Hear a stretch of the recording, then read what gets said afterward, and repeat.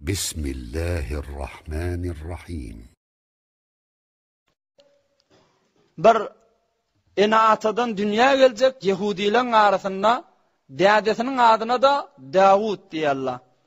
Özünün adına da Mesih ben Davud dip ad takılacak. Özü nereden çıkacak? İnnet Deccal yahrucu min ardin yuqalu lehu Khurasan bil meşriqi yetba'uhu aqwamun keenne vujuhahumul mecanul mutraqah. Hadisun sahih. Deccal liptir peygamberimiz hulafı şu önkü adamla olsun ya inni zuhur edip inni dünyaya gelecek bolsun her ayetde olsun Khurasan'dan zuhur edecek diptir. Khurasan'na bizim Gündoğor tarafımızda diptir. Şu Khurasan Mekke Medine'nin Gündoğor tarafı da şu Khurasan'dan zuhur edecek diptir peygamberimiz. İzine düşüyor adamla bir forum adamla olacak yüzleri de yani bir kıyışık mişik bir kalkan yali siper yalık yüzleri olacak diptir.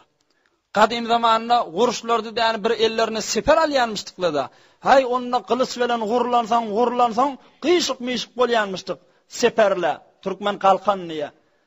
Bir forum adamla son izine düşüyor yüzleri de yani tevelek kıyışık mişik ağıl burnu olacak da hulasa. Son yalak adam şolun izine düşüyor diptir. Şimdi bu zamanın adamlarının ütkümel havi. Yetba'uhu 70.000 min Yahudi İsfahan. İsfahan'dan da takriben 70.000 tane Yahudiler şu Deccal'ın izine düşüyorlar. Kullan Yahudiyete uğrulacak bu o yerler. برای مشاهده ویدیوهای بیشتر و کانال یوتیوب سخنرانی‌های علمای ترکمن سر بزنید. مشترک بشید و منتشر کنید. اجر ببرید.